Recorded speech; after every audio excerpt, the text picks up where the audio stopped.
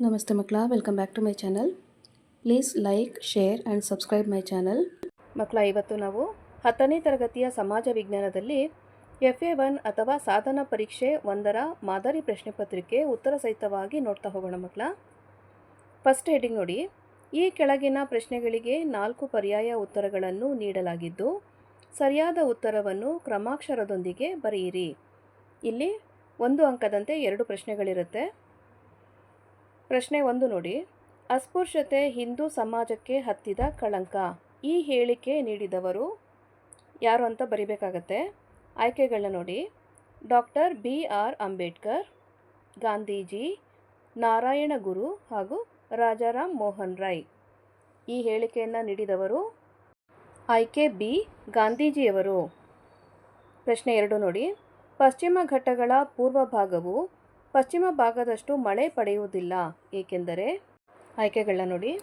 ಅವು ದಕ್ಷಿಣ ಭಾಗದಲ್ಲಿವೆ, ಮಳೆ ನೆರಳಿನ ಪ್ರದೇಶದಲ್ಲಿವೆ, ಹೆಚ್ಚು ಹಿಮಪಾತವಾಗುತ್ತದೆ ಹಾಗೂ ಅಲ್ಲಿ ದಟ್ಟ ಅರಣ್ಯವಿದೆ. ಇವಿಷ್ಟು ಆಯ್ಕೆಗಳಲ್ಲಿ ಸರಿಯಾದ ಉತ್ತರ ಆಯ್ಕೆ ಬಿ, ಮಳೆ ನೆರಳಿನ ಪ್ರದೇಶವಾಗಿವೆ. ಓಕೆನಾ. ನೆಕ್ಸ್ಟ್ ಹೆಡಿಂಗ್ ನೋಡಿ. ಈ ಕೆಳಗಿನ ಪ್ರಶ್ನೆಗಳಿಗೆ 1 ವಾಕ್ಯದಲ್ಲಿ ಉತ್ತರಿಸಿರಿ. ಇಲ್ಲೂ ಸಹ ನಿಮಗೆ 2 ಪ್ರಶ್ನೆ ಇರುತ್ತೆ, 1 ಅಂಕದಂತೆ. ಪ್ರಶ್ನೆ 3. ಏಪ್ರಿಲ್ ಹಾಗೂ ಮೇ ತಿಂಗಳಲ್ಲಿ ಪರಿಸರಣ ಮಳೆ ಉಂಟಾಗಲು ಕಾರಣವೇನು? ಉತ್ತರ ನೋಡಿ ಮಕ್ಕಳ. ಸ್ಥಳೀಯ ಉಷ್ಣಾಂಶ ಪ್ರಚಲನ ಪ್ರವಾಹಗಳು. ಈ ರೀತಿಯ ಪ್ರವಾಹಗಳಿಂದ ಏಪ್ರಿಲ್ ಹಾಗೂ ಮೇ ತಿಂಗಳಲ್ಲಿ ಪರಿಸರಣ ಮಳೆ ಉಂಟಾಗುತ್ತದೆ. ಪ್ರಶ್ನೆ 4 ನೋಡಿ. ಅಸ್ಪೃಶ್ಯತೆ ನಿರ್ಮೂಲನೆ ಕುರಿತಾದ ವಿಶೇಷ ಜವಾಬ್ದಾರಿಯನ್ನು ರಾಜ್ಯ ಸರ್ಕಾರಗಳಿಗೆ ವಹಿಸಿದ ಶಾಸನ ಯಾವುದು? ಉತ್ತರ 1989ರ ಶಾಸನ. 1989ರ ಶಾಸನ. ನೆಕ್ಸ್ಟ್ ಹೆಡಿಂಗ್ ನೋಡಿ ಮಕ್ಕಳ. ಈ ಕೆಳಗಿನ ಪ್ರಶ್ನೆಗಳಿಗೆ 4 ವಾಕ್ಯದಲ್ಲಿ ಉತ್ತರಿಸಿರಿ. ಇಲ್ಲೂ ಸಹ 2 ಪ್ರಶ್ನೆ ಇರುತ್ತೆ, ಆದರೆ 2 ಅಂಕದೊಂದಿಗೆ ಇರುತ್ತೆ. ಪ್ರಶ್ನೆ 5ರಲ್ಲಿ ಸಾರ್ವಜನಿಕ ಆಡಳಿತದ ಪ್ರಾಮುಖ್ಯತೆ ಏನು ಅಥವಾ ಕೇಂದ್ರ ಲೋಕಸೇವಾ ಆಯೋಗದ ಕಾರ್ಯಗಳೇನು? ಇಲ್ಲಿ ಪ್ರಶ್ನೆಯ ಆಯ್ಕೆ ಇದೆ ನೋಡಿ ಮಕ್ಕಳ. ಕನ್ಫ್ಯೂಸ್ ಮಾಡಿಕೊಂಡು ಒಂದೇ ಪ್ರಶ್ನೆ ಅಂತ ಅನ್ಕೋಬೇಡಿ. ಸಾರ್ವಜನಿಕ ಆಡಳಿತದ ಪ್ರಾಮುಖ್ಯತೆ ಏನು, ಅದು ಸಪ್ರೇಟ್ ಕ್ವಶನ್ ಆಗಿರುತ್ತೆ. ಆಯ್ಕೆ ಮಾಡಿಕೊಂಡು ಕೇಂದ್ರ ಲೋಕಸೇವಾ ಆಯೋಗದ ಕಾರ್ಯಗಳೇನು, ಅದು ಸಪ್ರೇಟ್ ಕ್ವಶನ್ ಆಗಿರುತ್ತೆ. ಓಕೆನಾ. ಉತ್ತರವನ್ನು ನೋಡಿ. ಸಾರ್ವಜನಿಕ ಆಡಳಿತದ ಪ್ರಾಮುಖ್ಯತೆ ಅಂತ ಹೇಳಿದ್ರೆ ಶಾಂತಿ ಸುವ್ಯವಸ್ಥೆಯನ್ನು ಕಾಪಾಡುವುದು, ಜನರ ಪ್ರಾಣ ಮತ್ತು ಆಸ್ತಿಯ ರಕ್ಷಿಸುತ್ತದೆ, ನ್ಯಾಯ ಒದಗಿಸುತ್ತದೆ, ಶಿಕ್ಷಣ ನೀಡುತ್ತದೆ, ಉದ್ಯೋಗಾವಕಾಶ ಕಲ್ಪಿಸುತ್ತದೆ, ಆರ್ಥಿಕ ಅಸಮಾನತೆಯನ್ನು ಉಂಟುಮಾಡುತ್ತದೆ ಹಾಗೂ ಅವಶ್ಯಕ ವಸ್ತುಗಳನ್ನು ಪೂರೈಸುತ್ತದೆ.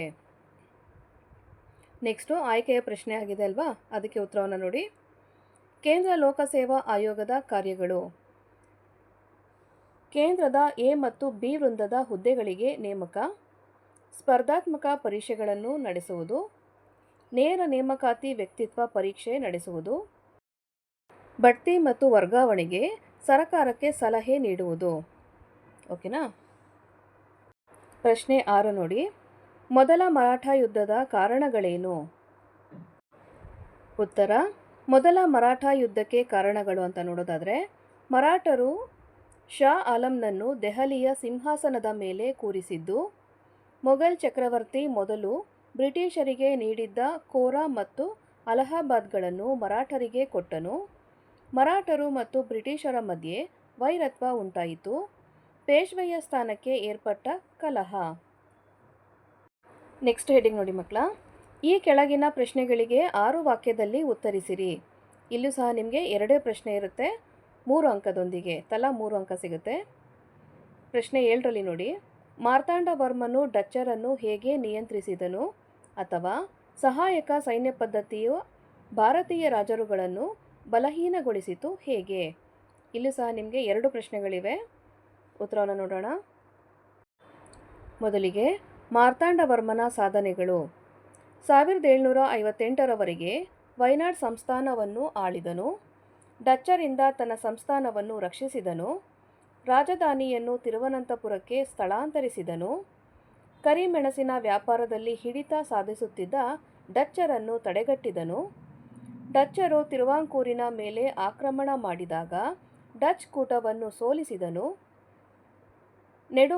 ನೆಡುಮಂಗಡ ಮತ್ತು ಕೊಟ್ಟಾರಕರ ವ್ಯಾಪಾರಿ ಕೇಂದ್ರಗಳನ್ನು ವಶಪಡಿಸಿಕೊಂಡನು. 1741ರಲ್ಲಿ ಡಚ್ಚರು ತಿರುವಾಂಕೂರಿನ ಮೇಲೆ ಯುದ್ಧ ಸಾರಿದರು. ಮಾರ್ತಾಂಡವರ್ಮ ಡಚ್ಚರನ್ನು ಹಿಮ್ಮೆಟ್ಟಿಸಿದನು. 1753ರ ಒಪ್ಪಂದದ ಪ್ರಕಾರ ಡಚ್ಚರು ಸಂಪೂರ್ಣ ಅಧಿಕಾರವನ್ನು ಒಪ್ಪಿಸಿ ಶರಣಾದರು. ಇವಿಷ್ಟು ಮಾರ್ತಾಂಡವರ್ಮನ ಸಾಧನೆಗಳು. ನೆಕ್ಸ್ಟು ಆಯ್ಕೆಯಲ್ಲಿದ್ದ ಪ್ರಶ್ನೆಗೆ ಉತ್ತರವನ್ನು ನೋಡಿ ಮಕ್ಕಳ. ಸಹಾಯಕ ಸೈನ್ಯ ಪದ್ಧತಿ. ಭಾರತೀಯ ರಾಜನು ಬ್ರಿಟಿಷ್ ಸೈನಿಕ ತುಕಡಿಯನ್ನು ತನ್ನ ರಾಜ್ಯದಲ್ಲಿ ಇರಿಸಿಕೊಳ್ಳಬೇಕು. ಸೇನೆಯ ವೇತನ ಮತ್ತು ನಿರ್ವಹಣೆಯ ವೆಚ್ಚವನ್ನು ಸಂಬಂಧಪಟ್ಟ ರಾಜ್ಯವೇ ಭರಿಸಬೇಕು. ಆಸ್ಥಾನದಲ್ಲಿ ಬ್ರಿಟಿಷ್ ರೆಸಿಡೆಂಟನ್ನು ನೇಮಿಸಿಕೊಳ್ಳಬೇಕು. ಬ್ರಿಟಿಷರ ಅನುಮತಿ ಇಲ್ಲದೆ ಯಾವುದೇ ಯುರೋಪಿಯನ್ನರನ್ನು ನೇಮಿಸಿಕೊಳ್ಳುವಂತಿಲ್ಲ.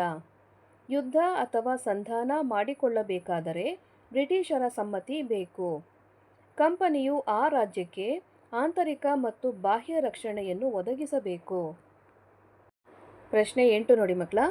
ಹಸಿರು ಕ್ರಾಂತಿಗೆ ಪ್ರೇರಣೆಯಾದ ಅಂಶಗಳಾವುವು ಅಥವಾ ಪಂಚವಾರ್ಷಿಕ ಯೋಜನೆಯ ಉದ್ದೇಶಗಳಾವುವು? ಇಲ್ಲೂ ಸಹ ಆಯ್ಕೆಯ ಪ್ರಶ್ನೆ ಇದೆ, ಎರಡೆರಡು ಪ್ರಶ್ನೆ ಇದೆ. ಉತ್ತರವನ್ನು ನೋಡಿ ಮಕ್ಕಳ. ಹಸಿರು ಕ್ರಾಂತಿಗೆ ಪ್ರೇರಣೆಯಾದಂತಹ ಅಂಶಗಳು ನೋಡೋದಾದರೆ ಹೆಚ್ಚು ಇಳುವರಿ ಬೀಜಗಳ ಬಳಕೆ, ರಾಸಾಯನಿಕ ಗೊಬ್ಬರಗಳ ಬಳಕೆ, ಕ್ರಿಮಿನಾಶಕಗಳ ಬಳಕೆ, ನೀರಾವರಿ ಸೌಲಭ್ಯಗಳ ಬಳಕೆ, ಸಹಾಯಧನ ವ್ಯವಸ್ಥೆ, ಕಡಿಮೆ ಬಡ್ಡಿ ದರದಲ್ಲಿ ಸಾಲ. ಆಯ್ಕೆಯ ಪ್ರಶ್ನೆಗೆ ಉತ್ತರವನ್ನು ನೋಡಿ. ಪಂಚವಾರ್ಷಿಕ ಯೋಜನೆಯ ಉದ್ದೇಶ ಅಂತ ನೋಡೋದಾದರೆ ಉತ್ಪಾದನೆಯನ್ನು ಗರಿಷ್ಠ ಮಟ್ಟಕ್ಕೆ ಹೆಚ್ಚಿಸುವುದು, ಉದ್ಯೋಗಾವಕಾಶಗಳನ್ನು ಹೆಚ್ಚಿಸುವುದು, ಆರ್ಥಿಕ ಅಸಮಾನತೆಯನ್ನು ಕಡಿಮೆ ಮಾಡುವುದು, ಆರ್ಥಿಕ ಸ್ಥಿರತೆಯನ್ನು ಕಾಯ್ದುಕೊಳ್ಳುವುದು, ಅರ್ಥವ್ಯವಸ್ಥೆಯನ್ನು ಆಧುನೀಕರಣಗೊಳಿಸುವುದು ಇತ್ಯಾದಿಗಳು. ನೆಕ್ಸ್ಟ್ ಹೆಡ್ಡಿಂಗ್ ನೋಡಿ. ಈ ಕೆಳಗಿನ ಪ್ರಶ್ನೆಗಳಿಗೆ 8 ವಾಕ್ಯದಲ್ಲಿ ಉತ್ತರಿಸಿರಿ. ಇಲ್ಲಿ ಒಂದೇ ಪ್ರಶ್ನೆ ಇರುತ್ತೆ, ಆಯ್ಕೆ ಇರೋದಿಲ್ಲ ಮಕ್ಕಳ. ಒಂದು ಪ್ರಶ್ನೆಗೆ 4 ಅಂಕ ಸಿಗುವಂಥ ಚಾನ್ಸ್ ಇರುತ್ತೆ ನಿಮಗೆ. ಚೆನ್ನಾಗಿ ಓದಿ ಉತ್ತರವನ್ನು ಬರೆಯೋದಕ್ಕೆ ಪ್ರಯತ್ನ ಪಡಿ, ಓಕೆನಾ. ಪ್ರಶ್ನೆ 9ರಲ್ಲಿ ನೋಡಿ.